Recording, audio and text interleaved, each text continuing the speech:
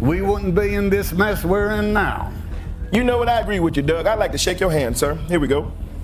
No, Oh, no. I hated it. Wearing the MAGA hat, not shaking hands with a black person. And that's when I thought, you people don't know MAGA people. No. And yeah, Tom Hanks, their southern rural accent, you absolute effing snob, went to your movies and made you a billionaire. Bill Maher isn't exactly known for defending conservatives. In fact, he's made a career out of roasting them. But when he took aim at Tom Hanks, yes, America's dad himself, the internet lit up. Not because Maher suddenly switched political teams, but because he accused Hanks of pushing a tired, divisive stereotype that even some liberals are now calling dangerous. This wasn't just a mild critique. Maher went straight for the jugular, calling Hanks's Saturday Night Live performance dishonest, lazy, and completely out of touch with reality. And when you hear what sparked this backlash, you might start questioning whether Hollywood's good guys are playing a much dirtier game than they want you to believe. But the moment that set all of this in motion wasn't on a red carpet or in a political speech. It was in a comedy sketch that aired years ago and somehow refuses to die. Quick question. Do you think a single joke can actually change the way people see a celebrity? Let me know below. We wouldn't be in this mess we're in now. You know what? I agree with you, Doug. I'd like to shake your hand, sir. Here we go. No, Oh, no. It's just a handshake. Yeah, it's just a handshake. Yeah, all right. You're welcome at Black Jeopardy anytime. All right. Well, thank you, my brother. Maybe I'll start a show for you to come on, and we'll call it What Jeopardy? No. We don't need it. All the MAGA people I know have no problem shaking hands with the black person. You're just hysterical. And you're not helping. And nope, I agree. Not at all. That was deplorable squared. Not helping. Nope. And I don't get it. Yeah. This is the part where I'm like, is this Titanic? It was supposed to be funny. The kind of harmless SNL bit that gets a few chuckles and disappears into YouTube oblivion. Instead, it's aged like milk. In the now infamous Black Jeopardy sketch, Tom Hanks appears as a wide-eyed Trump supporter named Doug, rocking a bright red MAGA hat and a thick Southern drawl. At first, it's lighthearted banter, harmless enough, then comes the moment. Doug reaches to shake a black contestant's hand and freezes. The punchline, he just can't do it. Cue awkward laughter. And not the good kind. Here's the kicker. Bill Maher says the problem isn't that it was edgy. It's that the entire joke hinges on one tired stereotype, that MAGA supporters are inherently racist. Mostly what I hate is, it's what I call a zombie lie. Don't lie to me. It's a lie that MAGA people won't shake hands with. I get it, it's part of a skit and it's an exaggeration and that's comedy. It's a little too delicate a subject to just make, to go there for that one. So, look, we all in comedy step over the line sometimes or do one that they want to take back. I doubt if they want to take that one back. I think they probably think it's great. But I'm telling you, as a liberal, I don't like it. Again, because lying offends me. I'm a comedian. When the premise isn't real, the joke is not going to work. The premise has to ring true. That premise doesn't ring true. It might have rang true, I don't know, X years ago. It doesn't now. Maher calls it a zombie lie, a myth so stale it should have been buried years ago. A gag that maybe would have landed decades back. But now, it's not just untrue, it's actively damaging. And yet, SNL still parades this relic around like it's bold cultural commentary. The fallout, millions of viewers, left and right, walking away feeling like the joke's on them. So here's the cliffhanger. If Tom Hanks built a career as America's dad, did this moment crack that image for good? Or can he still win back the people he's just alienated? I want your honest take. But that's where we are. Everybody has to just play the hate card because that's what gets clicks. That's what gets you loved by your side. Right, your side, 100%. And there's safety there. They just want to feel that, oh yeah, that's right, that he's Hitler. let's go right to oh my God, your devil. Ridiculous. Yeah. And it's just, but you lose people. Like, it's just no one's listening on the other side, and then even people on your own side are like, well, I mean, not really. Like, what does that even mean nowadays? I'm not totally sure. Well, I gotta go. Okay. Bill Maher didn't just dislike the skit, he hated it. On his podcast, he recalled watching Tom Hanks in that MAGA hat, refusing a handshake and thinking, you people don't know MAGA people. Sure, he admitted, there are racists in every group, but to paint millions of Americans as if they'd recoil from a simple handshake, that, Maher argued, wasn't comedy. It was hysteria, dressed up as a punchline. He went further, calling the gag a perfect example of what he dubs a zombie lie, a falsehood so old and disproven that it should be buried, but instead keeps getting dragged back out for cheap laughs. For Maher, comedy works when there's at least a grain of truth in the setup. Without that, the joke falls flat. And in his view, this one didn't just fall, it face-planted. What made it even more surprising was Maher's stance as a self-identified liberal. He openly said that as a comedian, he can't roll with a joke that starts from a false premise. In short, if you have to lie to make it funny, it's not funny. And if you're SNL, it's also not helping your already sinking ship. And speaking of sinking, the numbers tell a story that's even uglier than the sketch itself.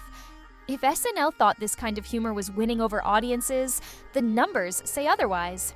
A decade ago, the show's 40th anniversary special drew over 23 million viewers, a ratings monster by any standard.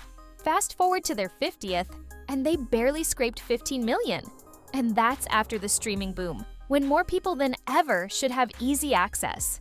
Instead of growth, there's been a slow bleed, with sketches like the Tom Hanks MAGA bit only deepening the disconnect. The problem? Comedy works best when it feels universal.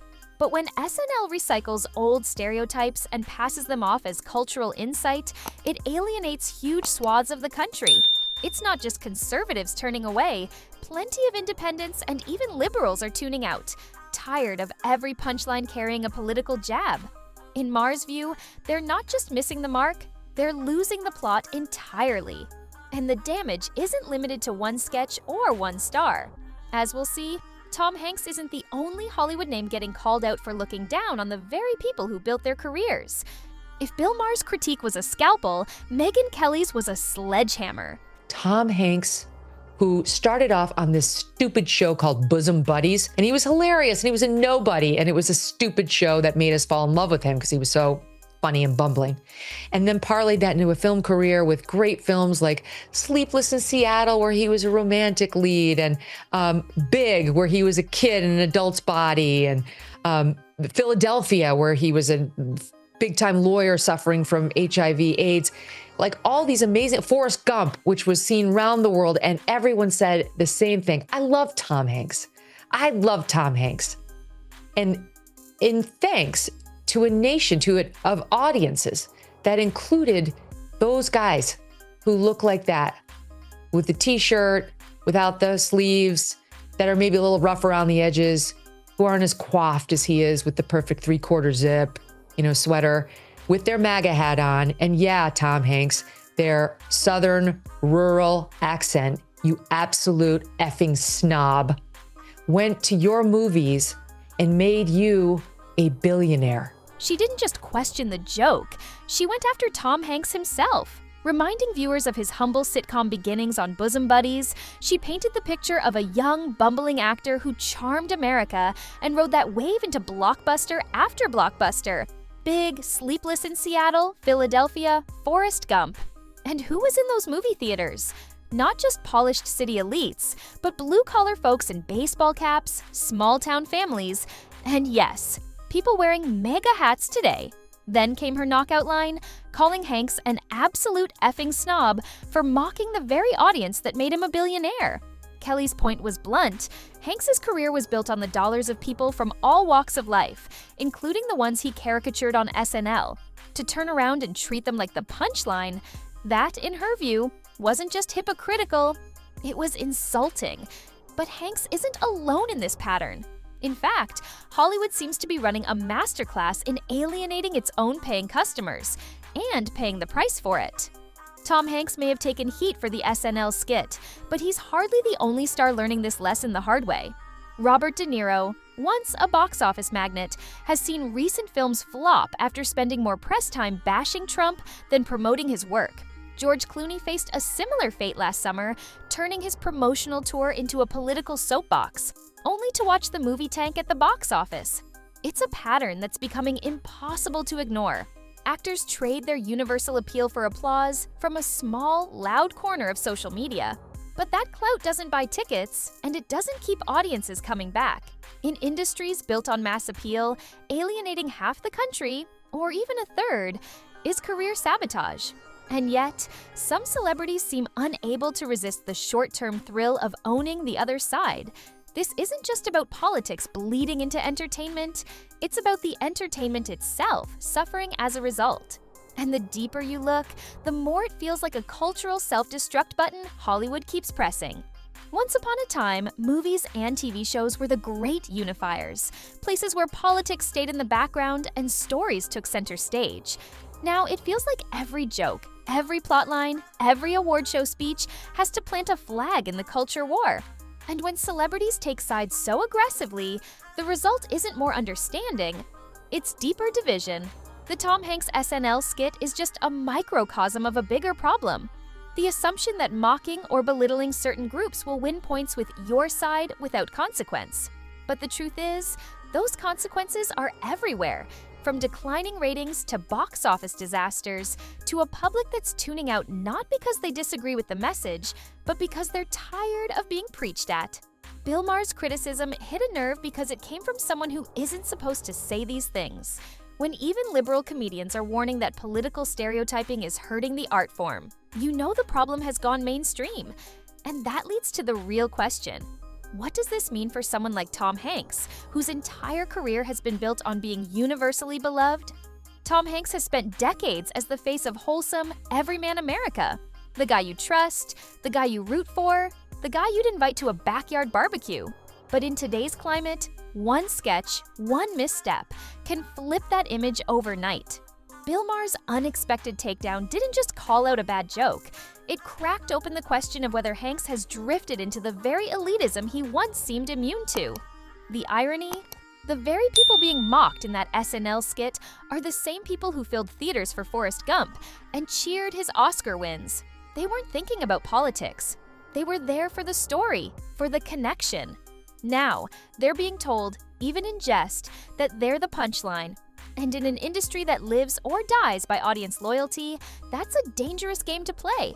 Hollywood may think partisan applause is worth more than broad appeal, but when America's dad gets called out by his own political allies, it's a sign that the old rules are gone.